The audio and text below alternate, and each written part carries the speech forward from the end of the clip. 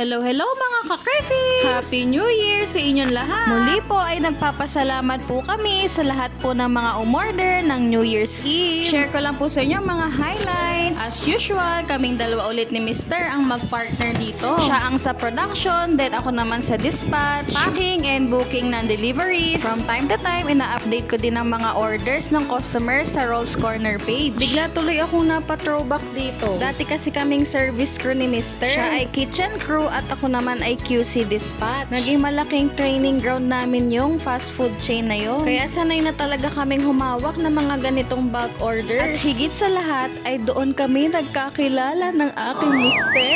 Dati bawal ka umabsent lalo na kapag Christmas and New Year. Dahil talagang dadagsain ng mga customer. At may magagalit sa'yo na manager. Pero ngayon wala nang boss. Hawak mo na ang oras mo. Pero mas dodoblehin mo talaga ang sipag at diskarte. Kaya muli po mga ka-cravings, kami ay nagpapasalamat po sa inyo sa lahat po ng mga umorders at patuloy na o-order kay Rolls Corner. Happy New Year mga ka-cravings! Kaya huwag kakalimutan sa handaan, i-Rolls Corner mo na yan. Thanks for watching mga ka-cravings and please follow, like, and share.